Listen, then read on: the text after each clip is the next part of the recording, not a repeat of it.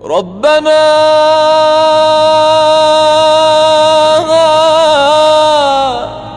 لا تزغ قلوبنا بعد إذ هديتنا وهب لنا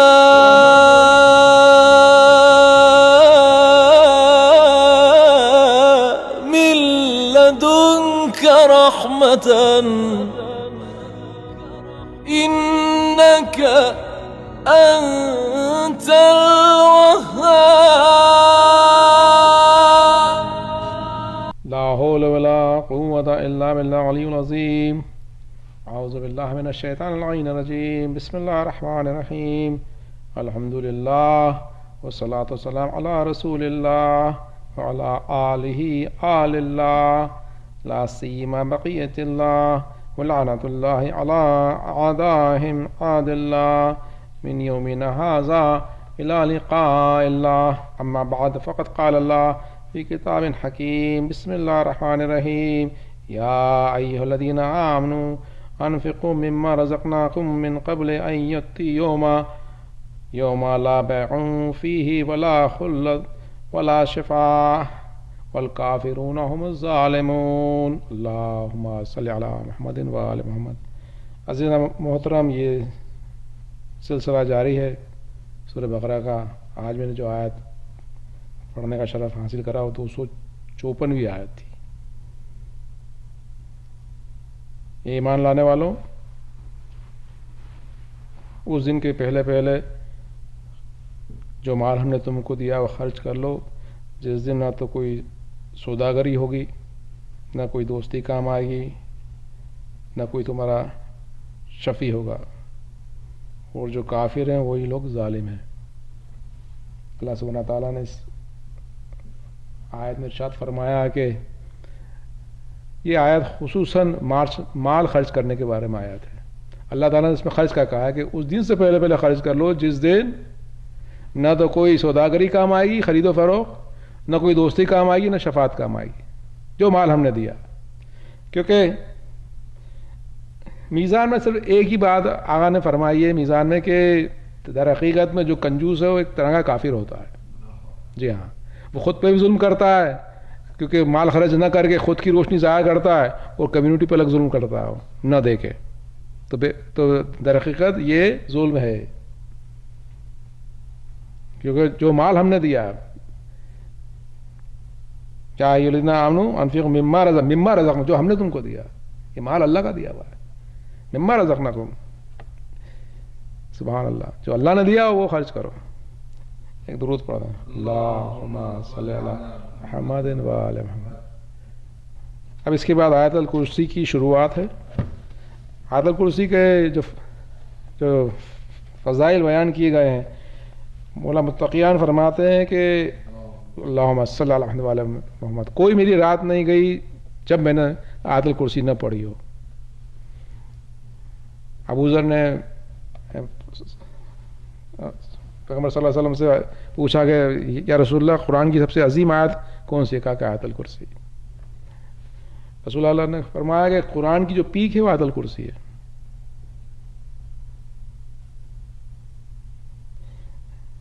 سرکار فرماتے ہیں کہ یہ وہ ہے جس کی 2 زبان ہیں اور 2 ہونٹ ہیں، اور جو عرش کے نیچے اللہ کی تسبیح بڑھتی ہے. آیت الکرسی.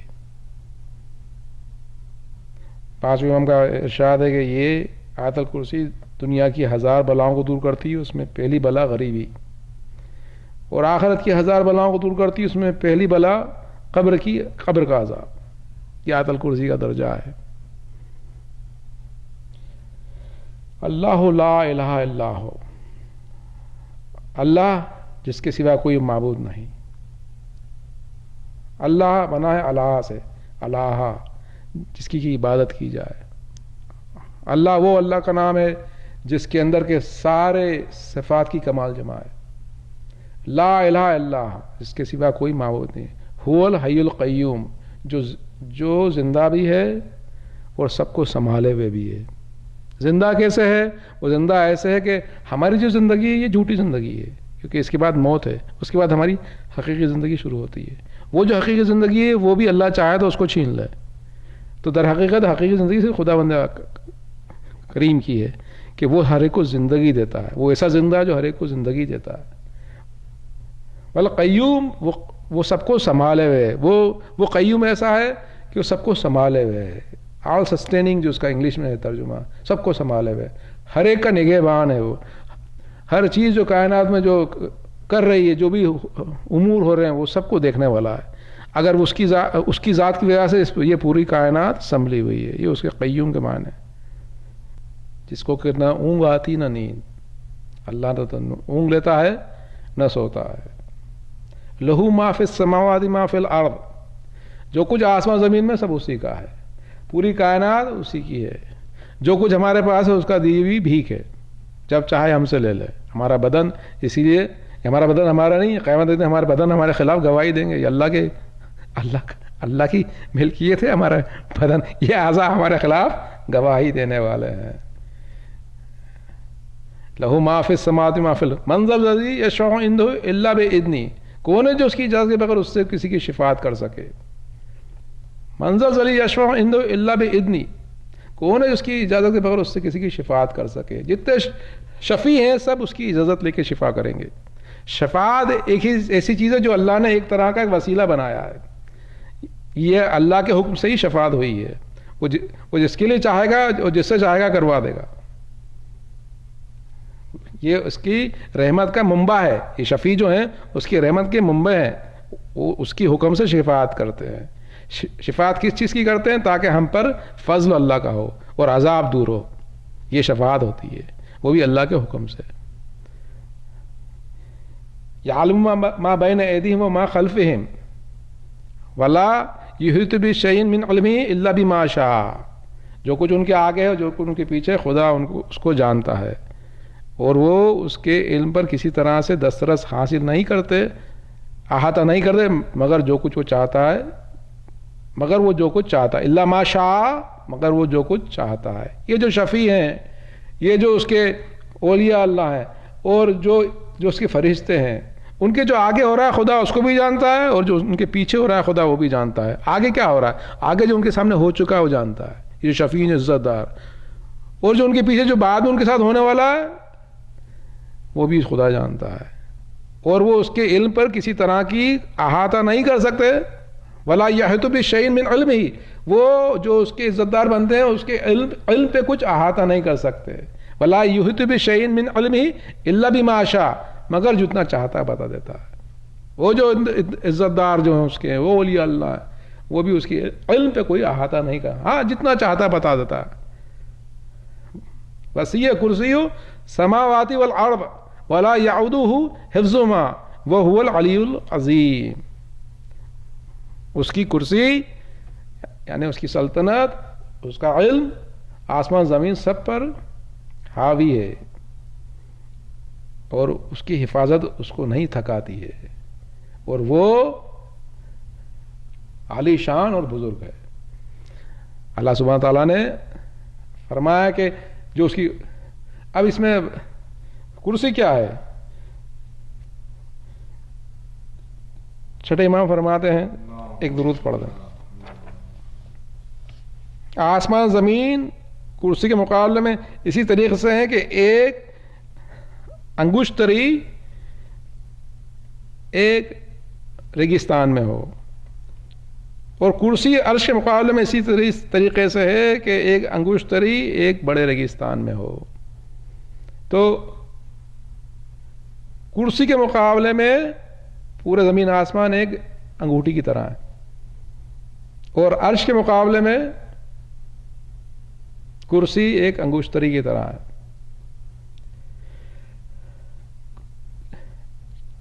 چھٹے امام فرماتے ہیں کہ کرسی اور عرش اللہ کے چھپے ہوئے خزانے ہیں.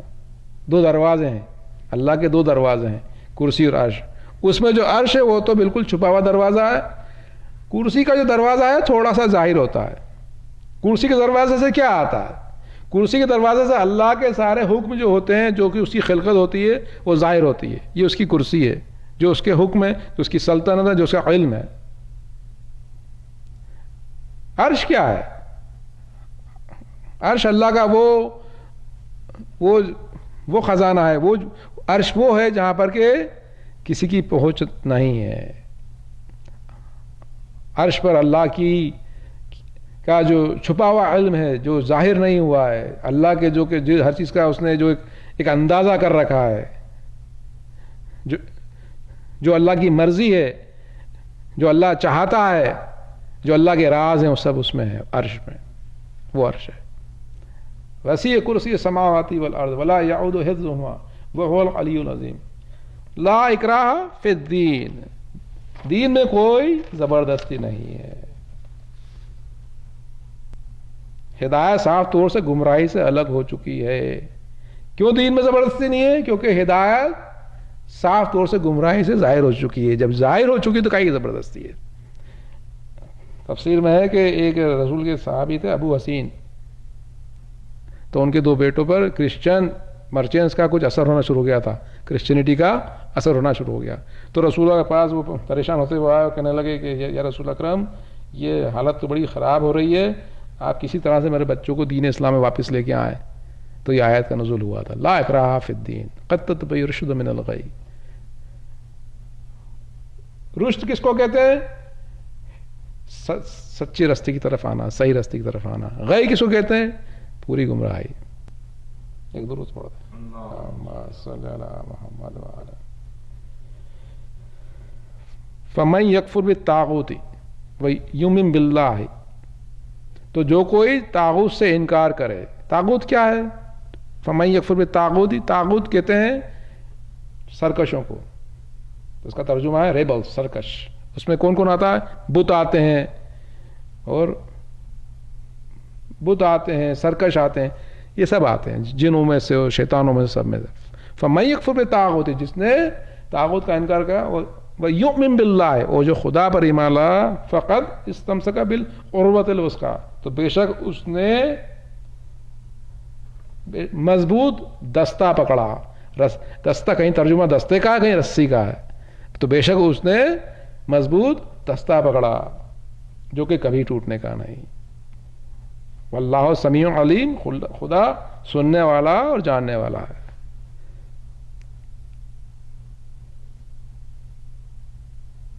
فمن یکفر بالطاغوت ویؤمن باللہ فقد استمسک بالعروۃ الوثقی لا انفصام لها واللہ سمیع علیم. اللہ کے اگر آپ اللہ پہ ایمان لائے تو اللہ سبحانہ وتعالیٰ آپ کو زندگی کی تمام مشکلات سے دور کر دے گا. ایک دستہ ایسا ہے کہ اس کو پکڑے رہیں بس.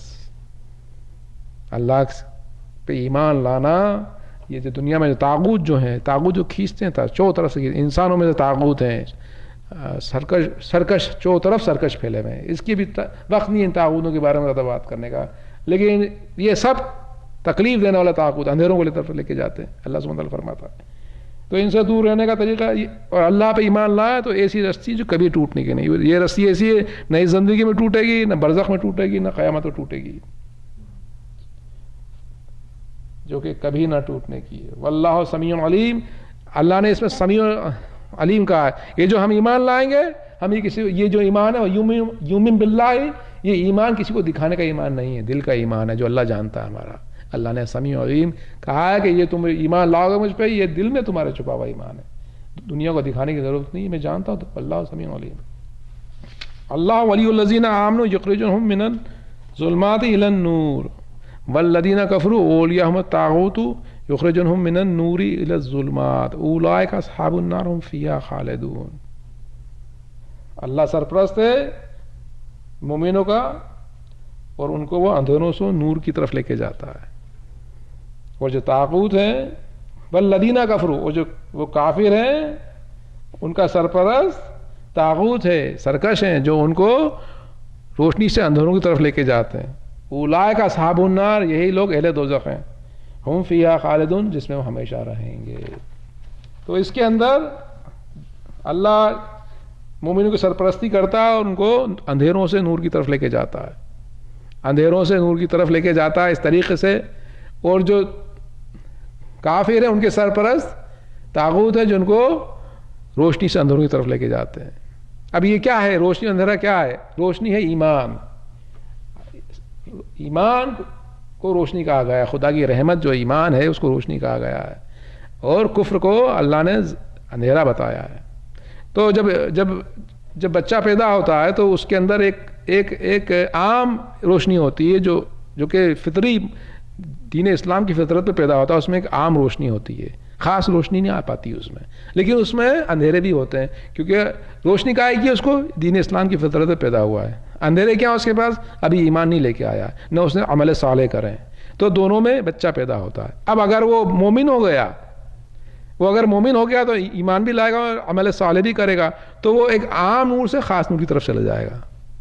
اور اگر وہ کافر ہو گیا تو اس کی جو روشنی, جو عام روشنی تھی, وہ ضائع ہو جائے گی, کیونکہ وہ کافر ہو گیا اور وہ ظلمات کی طرف چلا جائے گا. اللہ سبحانہ تعالیٰ نے اس میں نور کو واحد بتایا اور ظلمات کی جمع بتائی ہے, کیونکہ اللہ واحد ہے, روشنی اور سکون سے اللہ کی وحدانیت میں ہے. اور ایک بار آپ ظلمات میں چلے گا تو 50 ظلمات ہیں, ہر طرف آپ بھٹکتے پھر رہے ہیں, اور انسان پریشان اور حیران اس دنیا میں بھی رہے گا اور آخرت میں اس کے لیے عذاب جہنم ہے. درود پڑھنا. صلی اللہ علیہ وسلم. اس کے بعد 3 آیتوں کا نزول ہے جو کہ اللہ تعالیٰ نے اپنی وحدانیت اور اپنی طاقت کا اظہار کیا ہے. ان 3 آیتوں میں تفسیر میزان کے حساب سے یہ آیتوں کا نزول ہو سکتا ہے ساتھ میں ہی ہو, تاکہ اللہ تعالیٰ کی وحدانیت ظاہر ہو. الم تر الی الذی حاج ابراہیم فی ربہ ان آتاہ اللہ الملک اذ قال ابراہیم ربی الذی یحیی و یمیت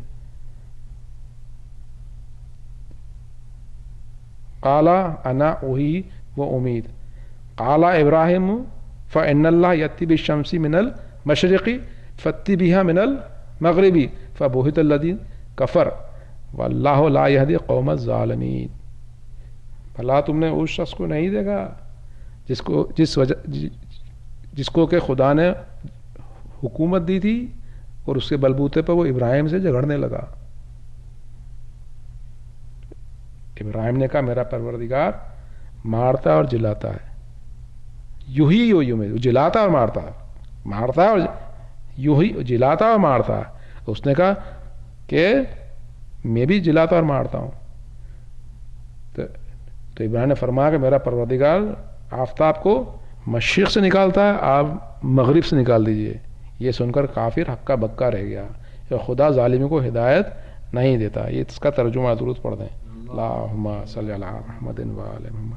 اب یہ پہلی مثال ہے اللہ کی وحدانیت کی, اللہ کی طاقت کی. یہ جو مثال ہے وہ ہے منطقی مثال, غور و فکر کی, لاجک کی مثال ہے.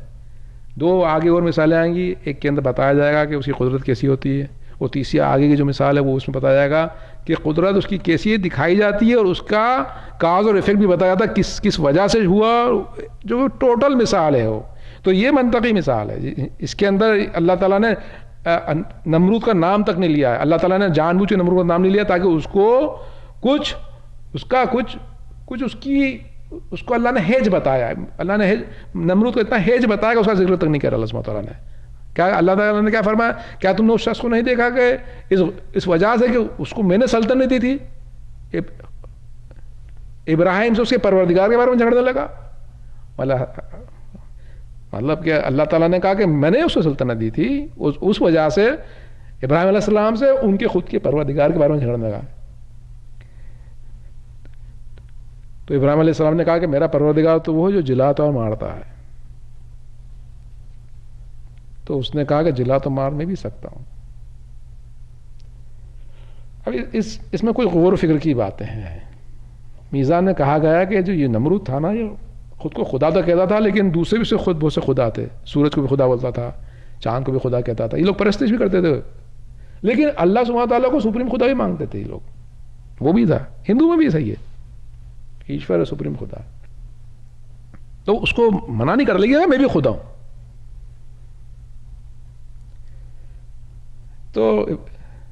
تو اس کے جب ابراہیم علیہ السلام نے کہا کہ خدا جلاتا اور مارتا ہے, میرا خدا نہیں پروردگار کا, پروردگار ربی کا ہے. اس وقت ربی کا اللہ نے کہا کہ میرا رب تو وہ جو جلاتا مارتا ہے. تو اس نے کہا جلا تو مار تو میں بھی سکتا ہوں، رب کہا تھا. تو کہا کہ 2 قیدی لے کے آؤ. نمرود نے کہا، ایک کو اس نے آزاد کر دیا، ایک کو کہا اس کو قتل کر دو. کہا دیکھو میں بھی جلا مار رہا ہوں. حال اس کی سوچ اتنی کمتر ہو چکی تھی کہ اس کو جلانا مارنا سمجھ میں نہیں آ رہا تھا.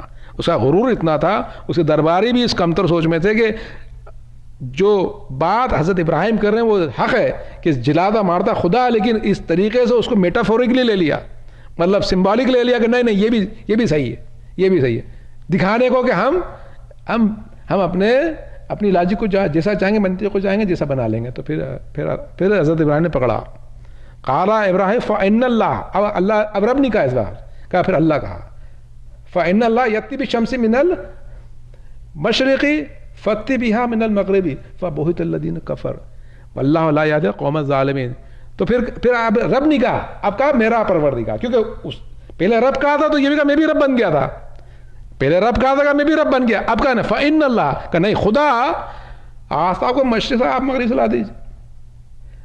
تو اس میں بڑے اچھے پوائنٹس دیے ہیں میزان میں کہ اس بار نمرود تو یہ نہیں کہا کہ یہ تو اپنے آپ سورج آ جاتا ہے، ایسا نہیں کہا. اپنے آپ سورج مشرق سے آتا ہے ایسا نہیں کہا اس نے. کہتے تھا کہ یا ایسا نہیں کہا کہ اللہ تعالیٰ مشرق سے سورج نہیں نکالتا ہے، ایسا بھی نہیں کہا اس نے، کیونکہ اس کو معلوم تھا کہ پروردگار ہے. نہ یہ کہہ پایا وہ کہ مشرق سے سورج میں نکالتا ہوں، کیونکہ فتی بیہا من المغربی میں وہ پھنس گیا. کیونکہ اگر جیسے ہی وہ کہہ دیتا تھا بھائی، نہ تو یہ کہہ پایا کہ بائی چانس ہوتا ہے، نہ یہ کہہ پایا کہ خدا نہیں نکالتا ہے، نہ یہ کہہ پایا کہ میں نکالتا ہوں، کیونکہ فوراً اس کی لاجک ختم ہو جاتی.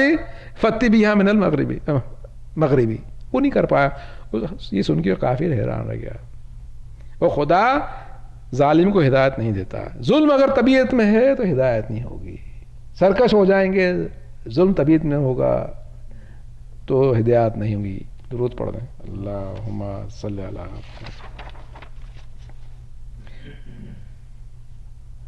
او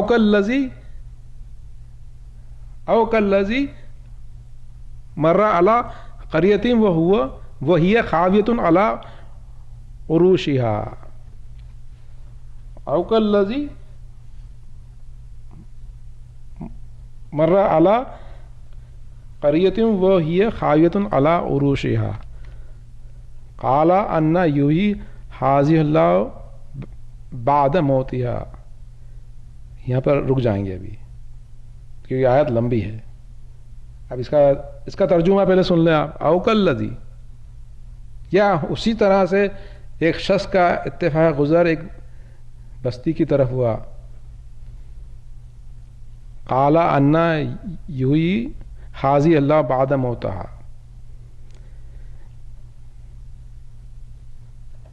آغا صاحب اس کو پھر سے پڑھنا پڑے گا، یہ آیت کو شروع سے پڑھنا پڑے گا. میں رک جاؤں تو اس کی بات ایک درود پڑھ رہے ہیں. اللہم صلی علی محمد وعلی. آگے کی آیت ہے جو دوسری مثال اللہ سبحانہ وتعالیٰ نے دی ہے وہ ہے او کالذی مر علی قریۃ وہی خاویۃ علی عروشها قال ان یحیی ھذہ اللہ بعد موتها فاماتہ اللہ مئات ثم بعثہ. قال کم لبثت قال لبثت یوما او بعد یوم قال بل لبثت مئات عام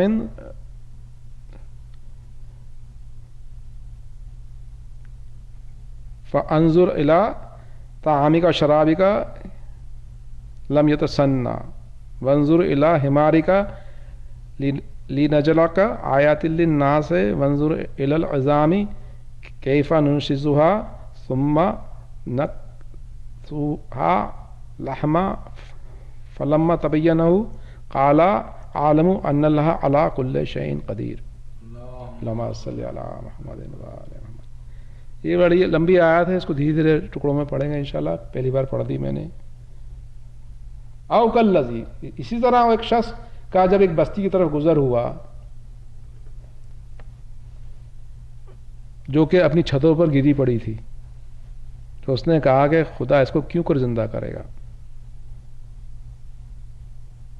یہ قصہ ہے، بنی اسرائیل کے پیغمبر تھے حضرت عزیر، جب ایک بستی کی طرف نکلے تو وہ گری پڑی تھی، چھتوں پہ گری پڑی تھی، مطلب بالکل زمین پہ گری پڑی، چھتیں بھی زمین پہ گری پڑی تھی. تو انہوں نے کہا کہ خدا اس کو کیوں کر زندہ کرے گا. اب یہ بحث جو اس میں میزان میں ہے، اس کی بحث یہ ہے کہ وہ پیغمبر تھے اور انہوں نے اس طرح کی بات کری، تو اس کا مطلب یہ نہیں تھا کہ وہ اس پہ ایمان نہیں رکھتے تھے. ایمان تھا ان کا، لیکن انہوں نے اپنے سوال کیا تھا.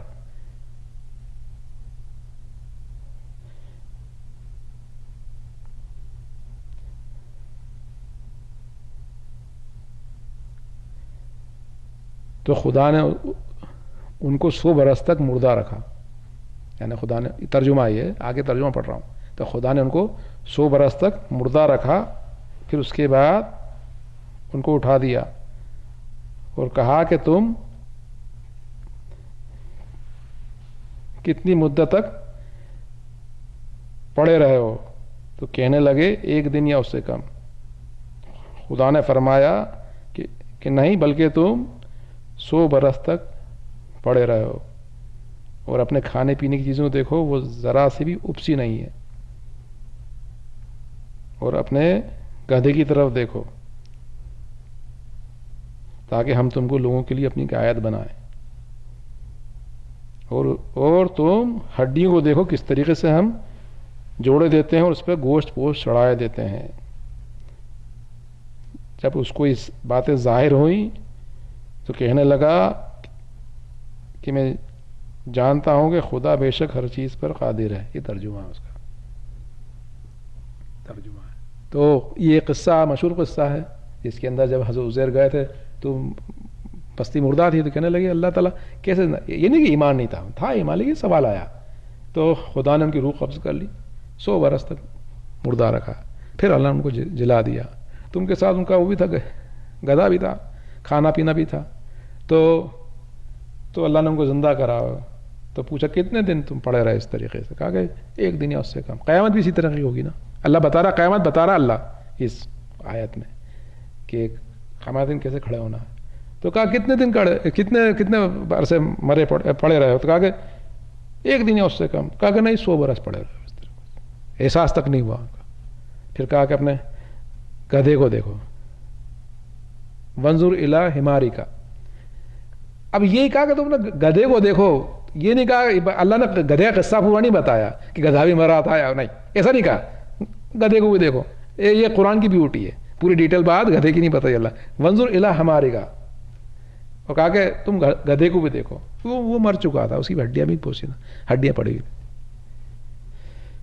کہا کہ میں تم کو لوگوں کی جب خود تو اٹھ کے بیٹھ گئے، لیکن اللہ تعالیٰ کو ایک خلقت اور بتانا تھی. کہا کہ پہلے تو میں نے تمہیں اٹھا دیا، لیکن ہو سکتا تمہیں شک ہو جائے تو دیکھو وہ گدھا تو پڑا ہوا ہے. اس سے پہلے کیا کہا تھا؟ گدھے کے پہلے کیا کہا تھا؟ تمہارے کھانے پینے کی چیزیں دیکھو بالکل بھی اپسی نہیں ہے. پہلے کا کھانا پینا بتایا بالکل اپسی. اللہ جو چاہتا کرتا. 100 سال بھی کھانا پینا ویسا کہ ویسا ہی ہوا. پہلے کہا کھانے کو پینے کو دکھایا. کہا 3 بار اللہ نے کہا دیکھو دیکھو، فنظر ونظر ونظر. پہلے فنظر کا، پھر منظور کا، پھر منظور کا. پہلے فنظر کا کے لکھا کھانے پینے کا، پھر کہا منظور کا کے لکھا. کہا دیکھو تمہارے گدھے کو دیکھو کیسا پڑا ہوا ہے، وہ مر چکا تھا. پھر کہا منظور. کہا پھر دیکھو. کہا اب کیا دیکھو؟ کہا کہ یہ ہڈی کو ہم کیسے جوڑتے ہیں، اس پہ گوشت پوشت کیسے چڑھاتے ہیں. خدا نے بتایا کہ دیکھو پہلے تمہیں بناؤں گا تاکہ پھر تم خلقت دیکھو گدھے کی. فلما تبینوا، جب اس کو یہ بات ظاہر ہوئی، فلما تبینوا، اس کو ظاہر ہوا. قال عالم، میں جانتا ہوں، ان اللہ علی کل شیء قدیر، کہ خدا ہر چیز پر قادر ہے. تو اس میں جو نقطے جو دیے ہیں میزان میں، انہوں نے کیا کہا کہ یہ پیغمبر تھے. اب پیغمبر نے جب یہ دیکھا، یہ نہیں کہا کہ ہاں عالم ان اللہ علی کل شیء، میں جانتا ہوں کہ خدا ہر چیز پر قادر ہے. عالم کا جانتا ہوں، یہ نہیں کہا کہ اب میں جانتا ہوں. جانتا ہوں. یہ نہیں کہا کہ اب میں جانتا ہوں. اگر اب میں جانتا ہوں تو مطلب تھا کہ ان کے ایمان میں شک تھا. ان کو ایمان تھا. عالموں کا یہ نہیں کہا کہ یہ کہ میں جانتا ہوں. یہ ان اللہ علی کل، پھر کیا کہا ان اللہ علی کل شیء قدیر. خلقت تو صرف ہوئی تھی خود کی اور گدھے کی. پھر تو انہوں نے یہ پلٹ کے کہا کہ ان اللہ علی کل شیء قدیر. سب کچھ تو نہیں دیکھا تھا انہوں نے، تو بتانا چاہ رہے تھے وہ پیغمبر ہیں. نقطہ ہے یہ میزان کا، تھے پیغمبر تھے. جب انہوں نے دیکھ لیا کہ یہ سب ہے تو ان اللہ علی کل شیء قدیر، وہ پیغمبر تھے کہ ہر چیز پہ قادر ہے خدا. قادر مطلق درود پڑھ دیں. اللہم صلی علی محمد و آلہ. تیسری جو مثال ہے وَإِذْ قَالَ ابراہیم ربی ارنی کیف تحیی الموتیٰ. یہ جو آخری مثال ہے یہ اس وقت کی ہے کہ حضرت ابراہیم علیہ السلام سمندر کے کنارے جا رہے تھے. ایک مردہ پڑا تھا جو آدھا سمندر میں تھا آدھا باہر زمین پہ تھا. اس کو دوسرے جانور چیر چیر کے کھا رہے تھے، اور جو جانور کھا رہے تھے ان کو بھی دوسرے جانور کھا رہے تھے آ کے. تو کہاں گوشت کہاں مل گیا ان کو؟ انہوں نے کہا کہ یہ کیا ہو رہا ہے. تو انہوں نے اللہ سبحانہ تعالیٰ سے فرمایا اذ قال ابراہیم ربی ارنی کیف تحیی الموتیٰ. جب ابراہیم نے کہا کہ پروردگار تو مجھے دکھا کہ تو مردوں کو کیوں کر زندہ کرتا ہے. یہ نہیں کہا کہ تو، اب اس میں سوال یہ نہیں ہے کہ تو کیا زندہ کرتا ہے، یہ نہیں کہا کہ تو زندہ کرتا ہے، کیوں کر، کیفا، کیسے تو کرتا ہے. حضرت ابراہیم کو ایمان تھا زندہ ہوتا ہے مردہ، لیکن کیسے ہوتا ہے یہ سوال تھا، جس کو ائمہ طاہرہ نے کہا کہ یہ سوال حق ہے کہ بھائی ایمان تو لیکن دیکھنا چاہ رہے کیسے ہوتا ہے. کیفا، کیسے ہوتا ہے. قالا اولم تؤمن، کہا اللہ نے کہا کیا اور تم ایمان نہیں لائے. کیا اللہ نے کہا قالا اولم تؤمن، اس کا ترجمہ کیا ہے؟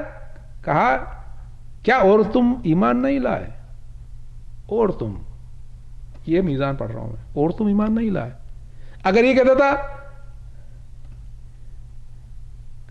خدا فرمایا کیا تم ایمان نہیں لائے اور نکال دیتا، وہ نکال دیتا، او نکال دیتا، تو اس میں ڈانٹ ہو جاتی.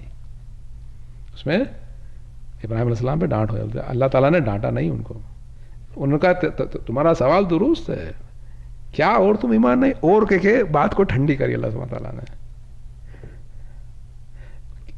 قالا بلا ولا کلی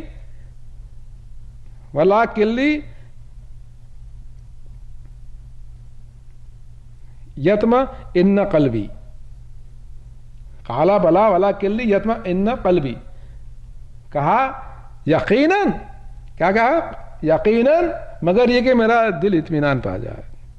قالا بلا، بلا کہا یقیناً، اللہ تعالیٰ یقیناً، ولا کلی یتما ان قلبی، کہ میرا دل اطمینان کامل حاصل کر لے. تو ان کا کہنا یہ تھا کہ اللہ تعالیٰ میں چاہتا ہوں میرا دل اطمینان میں آ جائے. ایک یہ حضرت ابراہیم علیہ السلام، ایک مولا متقیان ہے. مولا متقیان کہتے ہیں تم سارے پردے کائنات کے ہٹا دو تو میرے ایمان میں ذرا فرق نہیں آئے گا. یہ ہے ناطق قرآن، یہ ناطق قرآن ہے. درود پڑھتے ہیں اللہم صلی علی محمد و آلہ.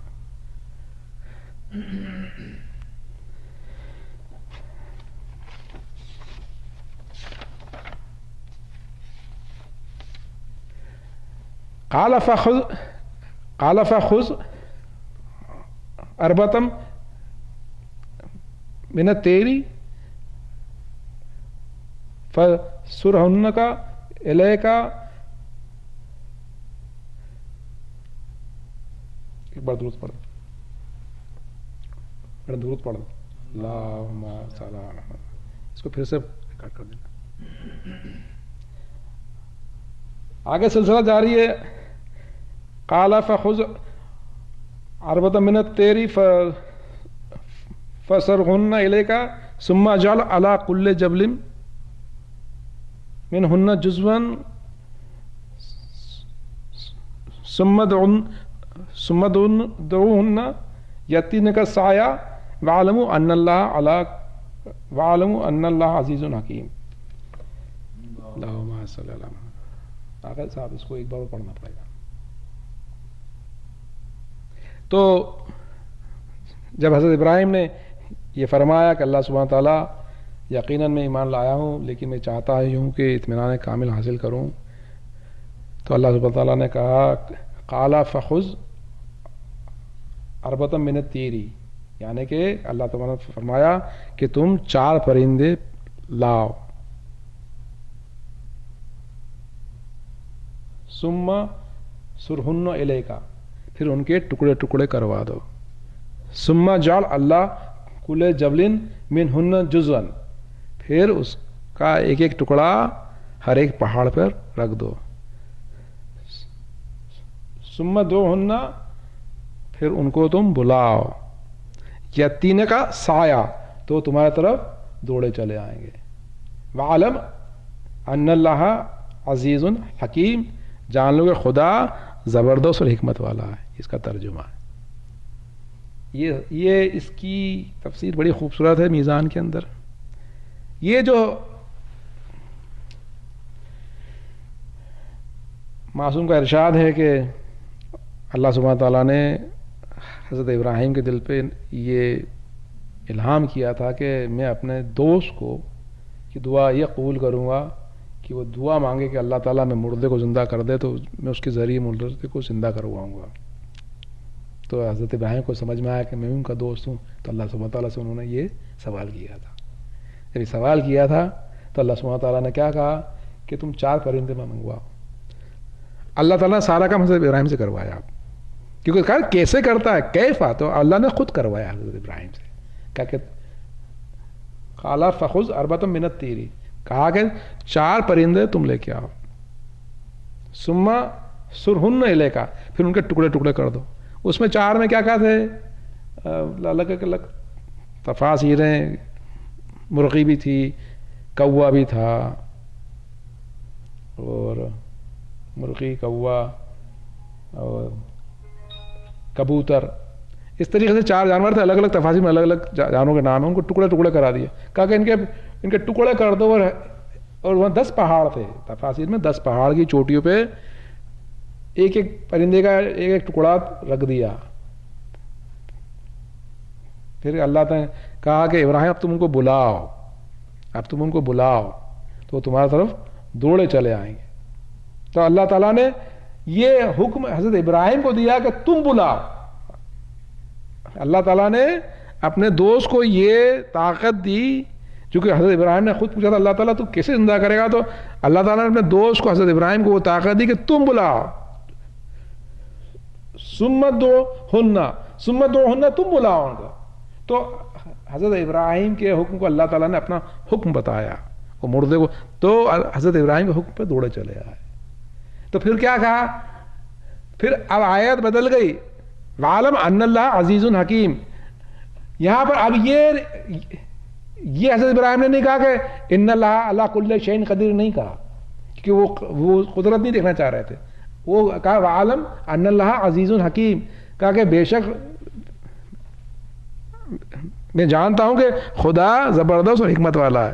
یہ نہیں کہا کہ ایمان میں کچھ مسئلہ تھا، یہ تھا کہ وہ دیکھنا چاہتا کیوں کو زندہ ہوتا ہے، تو اللہ نے وہ 2 نام اپنے لیے عزیز حکیم، کہا کہ ہاں تیری حکمت اور تیری عظمت مجھے ظاہر ہو چکی ہے۔ ایک درود پڑھ دیں، اللہم صلی علی محمد و آل محمد۔ مثل الذین ينفقون فی سبیل اللہ کے مثل حبۃ انبت 7 سنابل فی کل سنبلۃ 100 حبہ واللہ یضاعف من یشاء واللہ واسع علیم۔ درود پڑھ دیں، اللہم صلی علی محمد و آل محمد۔